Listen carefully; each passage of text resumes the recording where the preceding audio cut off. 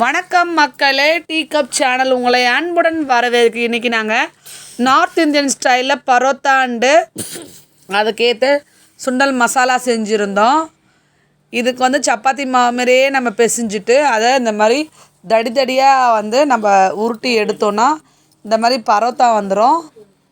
பாருங்கள், ஒரே மாதிரி ஷேப்பாக இருக்குது பாருங்கள். இதுக்கு நாங்கள் கிண்ணம் வச்சு அந்த ஷேப்புக்கு கொண்டு வந்தோம்.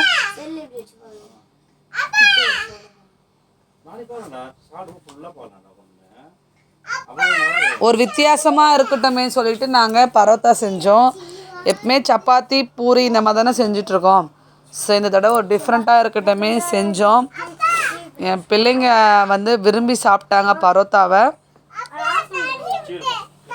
இது ரொம்ப சிம்பிள் தான். நீங்களும் ட்ரை பண்ணி பாருங்கள், வீட்டில் எப்படி இருக்குன்னு பாருங்கள். கொஞ்சம் தடிமனாக உருட்டி எடுக்கணும், அவ்வளோதான்.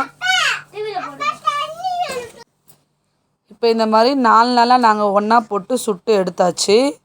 இப்போது அதுக்கு தேவையான சுண்டல் மசாலாவும் செஞ்சாச்சு.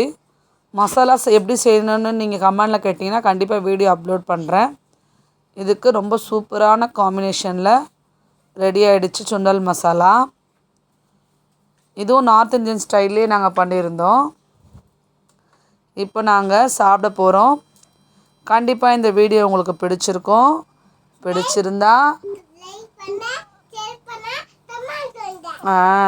என் பொண்ணு சொன்ன மாதிரி எல்லாத்தையுமே பண்ணுங்கள். நாங்கள் சாப்பிட்டுட்டு சொல்கிறோம். தேங்க்யூ. நாங்கள் ஃபேமிலியோடு உக்காந்து சாப்பிட்டுட்ருக்கோம்.